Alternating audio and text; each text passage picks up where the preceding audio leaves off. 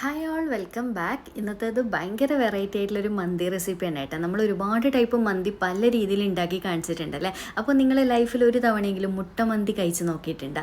ഇതുവരെ കഴിച്ച് നോക്കിയിട്ടില്ല എന്നുണ്ടെങ്കിൽ ഈ ഒരു വീഡിയോ കണ്ടിട്ട് മസ്റ്റ് ട്രൈ ആയിട്ടാണ് കേട്ടോ. നിങ്ങൾ മുട്ടയാണെന്ന് കരുതി നിസ്സാരമായിട്ട് കാണുകയേ വേണ്ട. അപ്പോൾ നമുക്ക് പെട്ടെന്ന് തന്നെ വീഡിയോയിലേക്ക് പോയാലോ. വീഡിയോയിലേക്ക് പോകുന്നതിന് മുന്നേ ആയിട്ട് നിങ്ങൾക്ക് ഈ ചാനൽ ഇഷ്ടപ്പെടുന്നുണ്ട് എന്നുണ്ടെങ്കിൽ പ്ലീസ് സബ്സ്ക്രൈബ് ചെയ്ത് സപ്പോർട്ട് ചെയ്യണേ.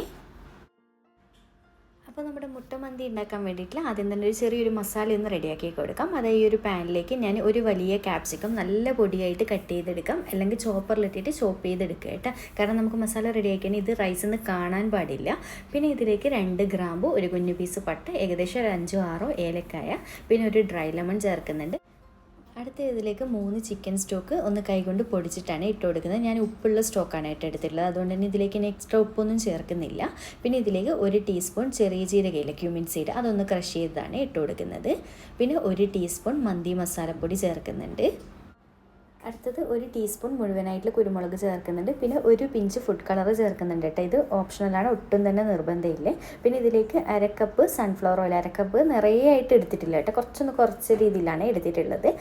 സൺഫ്ലവർ ഓയിൽ ഒഴിച്ച് കൊടുത്തിട്ടുണ്ട്. അതിൻ്റെ ഏകദേശം ഒരു ടേബിൾ സ്പൂൺ അങ്ങനെ അവിടെ മാറ്റി വെക്കുന്നുണ്ട്. നമ്മൾക്ക് റൈസിലേക്കും കൂടിയിട്ട് ഈ ഒരു ഓയിൽ തന്നെ മതി കേട്ടോ. ഒരുപാട് എണ്ണയൊന്നും ഈ ഒരു റൈസ് റെസിപ്പിയിലേക്ക് നമുക്ക് ആവശ്യമില്ല. പിന്നെ ഇതിലേക്ക് ഞാൻ 6 മുട്ടയാണ് എടുത്തിട്ടുള്ളത്. മുട്ട നല്ലപോലെ പുഴുങ്ങിയെടുത്തതിന് ശേഷം ക്ലീൻ ചെയ്ത് അതിന് നമ്മൾ വര ഇട്ട് കൊടുക്കുമല്ലോ, നമുക്ക് മസാല പിടിച്ച് കിട്ടാൻ വേണ്ടിയിട്ട്. അങ്ങനെ മൊത്തത്തിലൊന്ന് വര ഇട്ട് കൊടുത്തിട്ട് ഇതിലേക്ക് ഇട്ട് കൊടുക്കുന്നുണ്ട്.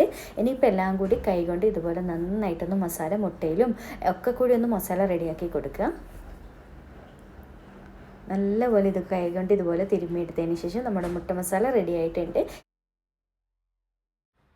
ഇനിയിപ്പോൾ ഇതാ ഞാൻ സ്റ്റൗ ടോപ്പിൽ വെച്ചിട്ട് ഫ്ലെയിം ഓൺ ചെയ്തെടുത്തിട്ടുണ്ട്. ഒരു മീഡിയം ഫ്ലെയിമിൽ ഇട്ടിട്ട് നല്ലപോലെ ഇത് തിളച്ച് വരുന്ന സമയത്ത് ആ ഒരു മസാലയുടെ ഒക്കെ ഒരു പച്ച ടേസ്റ്റൊക്കെ ഒന്ന് മാറിക്കിട്ടും. ഒരു 5 മിനിറ്റ് ഒരു മീഡിയം ഫ്ലെയിമിലിട്ട് ഒന്ന് തിളപ്പിച്ചെടുത്താൽ മതി കേട്ടോ. പിന്നെ നിങ്ങൾക്ക് മുട്ട നല്ലപോലെ ഫ്രൈ ചെയ്ത പോലെ നല്ലപോലെ മൊരിച്ചെടുക്കണം എന്നുണ്ടെങ്കിൽ അതിനനുസരിച്ച് അധികം സമയം വെച്ച് കുക്ക് ചെയ്തെടുക്കണേ, ഫ്ലെയിം കൂട്ടി വെച്ചിട്ടൊക്കെ. അത് നിങ്ങളുടെ ഓരോരുത്തരുടെ ടേസ്റ്റ്. ഞാനിപ്പോൾ ഒരുപാട് അങ്ങനെ മുട്ട ഫ്രൈ ചെയ്തെടുക്കുന്നൊന്നുമില്ല, ചെറുതായിട്ടൊന്ന് ഷാലോ ഫ്രൈ ചെയ്തെടുക്കുന്നില്ല, കാരണം നമുക്കിത് റൈസിൽ കഴിക്കാനുള്ളതല്ലേ, അതുകൊണ്ട് തന്നെ. അപ്പോൾ ഇതുപോലെ ഇടയ്ക്കൊന്ന് ഇളക്കി കൊടുക്കുക കേട്ടോ. ഇനിയിപ്പോൾ ഇതിവിടെ ഇരിക്കട്ടെ, ഞാൻ ഇത് അടച്ച് വെച്ച് കൊടുക്കുന്നുണ്ട്. ഒന്നങ്ങ് ഒരു 5 മിനിറ്റ് നേരം ഒന്ന് കുക്ക് ചെയ്തെടുക്കുക. പിന്നെ അടിയിൽ പിടിക്കാതെ പ്രത്യേകം ശ്രദ്ധിക്കണേ, അതവിടെ ഇരിക്കട്ടെ. അപ്പോൾ മസാല എവിടെ നിന്ന് കുക്കാകുന്ന സമയം കൊണ്ട് നമുക്ക് ഈ ഒരു ബർണറിലേക്ക് നമുക്ക് റൈസ് കുക്ക് ചെയ്തെടുക്കാനുള്ള വെള്ളവും കൂടി ഞാൻ വെച്ച് കൊടുത്തിട്ടുണ്ട്. അപ്പോൾ ആദ്യം തന്നെ ഹോൾ സ്പൈസസ് ഇട്ട് കൊടുക്കുന്നുണ്ട്, പാകത്തിനുള്ള ഉപ്പ് ചേർത്ത് കൊടുക്കുന്നുണ്ട്. ഹോൾ സ്പൈസസ് എല്ലാം ഓരോന്ന് വീതം കുറച്ച് മതി ഇട്ടാൽ, കാരണം നമ്മൾ ഓൾറെഡി മസാലയിൽ അത്യാവശ്യം ചേർത്തിട്ടുണ്ട്. പിന്നെ ഇതിലേക്ക് 1/2 ടീസ്പൂൺ ചെറിയ ജീരകം ചതച്ചത് ക്രഷ് ചെയ്തതും കൂടി ചേർക്കുന്നുണ്ട്. പിന്നെ നമ്മൾ നേരത്തെ മാറ്റി വെച്ചിട്ടില്ല 1 ടേബിൾ സ്പൂൺ അങ്ങനെ ഓയിൽ, അതും കൂടി ചേർത്തിട്ട് വെള്ളം ഇതുപോലെ നന്നായിട്ട് വെട്ടിത്തിളച്ച് വരുന്ന സമയത്ത് ഇതിലേക്ക് നമ്മൾ ഒരു 15-20 മിനിറ്റ് മുന്നേ ബസ്മതി റൈസ് നല്ലപോലെ കഴുകിയിട്ട് സോക്ക് ചെയ്ത് വെച്ചിട്ടുണ്ടായിരുന്നു. 3 കപ്പ് ബസ്മതി റൈസാണ് ഞാൻ എടുത്തിട്ടുണ്ടായത്. അപ്പോൾ അത് വെള്ളമൊക്കെ ഊറ്റിക്കളഞ്ഞതിന് ശേഷം ഇതിലേക്ക് ഇട്ട് കൊടുക്കുന്നുണ്ട്. ഇനിയിപ്പോൾ ഇടയ്ക്കൊന്ന് ഇളക്കി കൊടുക്കുക, നല്ലപോലെ റൈസ് ഒന്ന് കുക്ക് ചെയ്തെടുക്കുക കേട്ടോ. ഏകദേശം ഒരു 80% മാത്രം കുക്ക് ചെയ്തെടുത്താൽ മതി. അങ്ങനെ ഇതാ നമ്മുടെ വെള്ളമൊക്കെ കണ്ടില്ല വെട്ടിത്തെളിച്ച് നമ്മുടെ റൈസൊക്കെ നല്ലപോലെ കുക്കായിട്ടുണ്ട്. ഇത്രയും മതിയിട്ട് ഒരു 80%ഓളം വെന്ത് വന്നിട്ടുണ്ട്. ബാക്കിയുള്ളൊരു 20% നമുക്ക് ദം ചെയ്യുന്ന സമയത്തും കുക്ക് ചെയ്തെടുക്കാം. അപ്പോൾ ഇത് ഞാനൊരു സ്ട്രെയിനറിൽ കൂടി അരിച്ചു കൊടുക്കട്ടെ. അപ്പോൾ അതിനിടയിലിടാൻ നമ്മുടെ മസാലയും റെഡി ആയിട്ടുണ്ട്. മുട്ടയൊക്കെ അത്യാവശ്യം ഷാലോ ഫ്രൈ ആയി വന്നിട്ടുണ്ട്. അപ്പോൾ ഞാൻ ഫ്ലെയിം ഓഫ് ചെയ്ത് വെച്ചിട്ടുണ്ടായിരുന്നു കേട്ടോ. കാരണം ഒരുപാട് സമയം ഫ്ലെയിം ഓൺ ചെയ്ത് വെച്ച് കഴിഞ്ഞാൽ ചിലപ്പോൾ അടിക്ക് പിടിക്കേണ്ടതെന്ന് വിചാരിച്ചിട്ട്. അങ്ങനെ ഇത് ഇത്രയും മതി. ഇനിയിപ്പോൾ ഇതിലേക്ക് നമ്മൾ അരിച്ച് വെച്ചിട്ടുള്ള റൈസ് മൊത്തത്തിലായിട്ട് ഇട്ട് കൊടുക്കുന്നുണ്ട്. അപ്പോൾ ഒട്ടും തന്നെ ഗ്രേവി ഇല്ലാതിരിക്കരുത്, കാരണം ദമ്മാവുന്ന സമയത്ത് നമ്മൾ അടിയിൽ പിടിക്കാൻ ചാൻസ് ഉണ്ട്. അപ്പോൾ അത് പ്രത്യേകം ഒന്ന് ശ്രദ്ധിക്കണം കേട്ടോ. അങ്ങനെ ഇത് മൊത്തത്തിൽ ഇട്ട് കൊടുത്തതിന് ശേഷം ഒന്ന് റൈസ് അങ്ങ് ലെവൽ ചെയ്ത് കൊടുക്കുന്നുണ്ട്.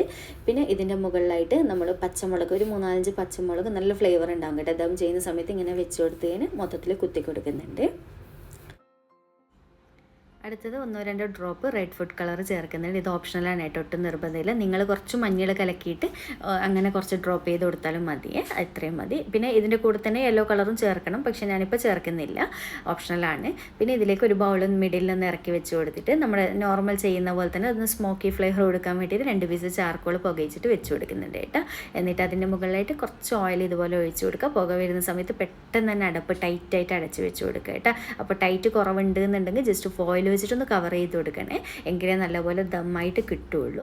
ഇതുപോലെ അടച്ച് വെച്ച് കൊടുത്തതിന് ശേഷം ഒരു 10-15 മിനിറ്റ് എത്രത്തോളം ഫ്ലെയിം കുറച്ച് വെക്കാൻ പറ്റും അത്രയും കുറച്ച് വെച്ചിട്ട് ദം ചെയ്തെടുക്കാം. പിന്നെ അടിയിൽ പിടിക്കുന്ന പേടിയുള്ളവരാണെങ്കിൽ അടിയിലൊരു പഴയ പാൻ എന്തെങ്കിലും വെച്ച് കൊടുക്കാനും മറക്കരുതേ. ഞാൻ ഞാൻ 15 മിനിറ്റ് ആയ സമയത്ത് ഫ്ലെയിം ഓഫ് ചെയ്ത് കൊടുത്തിട്ടുണ്ടായിരുന്നു. എന്നിട്ട് വീണ്ടും 15 മിനിറ്റ്, ടോട്ടൽ ഒരു അരമണിക്കൂറൊക്കെ കഴിഞ്ഞതിന് ശേഷം മാത്രമാണ് ദം പൊട്ടിക്കാൻ ഇരിക്കുന്നത്. അപ്പോൾ ഇത് ആ ഒരു സമയം ആകുമ്പോഴത്തേക്ക് നമ്മുടെ റൈസൊക്കെ നല്ലപോലെ സെറ്റാകും കേട്ടോ. ആ മിഡിൽ നിന്ന് ബൗൾ പതുക്കെ എടുത്ത് മാറ്റി കൊടുക്കുക. എന്നിട്ട് പതുക്കെ ഒന്ന് ആദ്യം തന്നെ ആ കളർ ചേർത്ത ഭാഗം ഒന്ന് മിക്സ് ആക്കി കൊടുക്കുക. എന്നിട്ട് മൊത്തത്തിൽ മിക്സ് ആക്കി കൊടുക്കുക. അപ്പോൾ മിക്സ് ചെയ്യുന്ന സമയത്ത് നമ്മൾ അടിയിലുള്ള മുട്ടയൊക്കെ ഇല്ല, ഞാൻ ഇതുപോലെ എടുത്ത് മാറ്റുന്നുണ്ട്. അതിന് ശേഷം മാത്രം മിക്സ് ആക്കുക, കാരണം മുട്ട ആയതുകൊണ്ട് തന്നെ പെട്ടെന്ന് ഉടഞ്ഞു പോകും കേട്ടോ. അതുകൊണ്ട് അങ്ങനെ ഇതാ മൊത്തത്തിൽ റൈസൊക്കെ മിക്സാക്കി ഈ ഒരു രീതിയിലാക്കിയിട്ടുണ്ട്. ഇനിയിപ്പോൾ ഞാൻ ഇത് സെർവ് ചെയ്ത് കാണിച്ചു തരാം.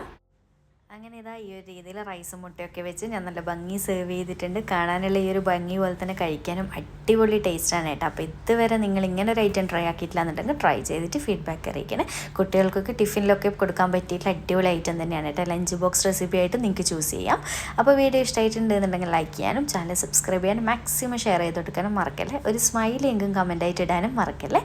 അപ്പോൾ വീണ്ടും ഒരു അടിപൊളി വീഡിയോ ആയിട്ട് കാണാം. താങ്ക്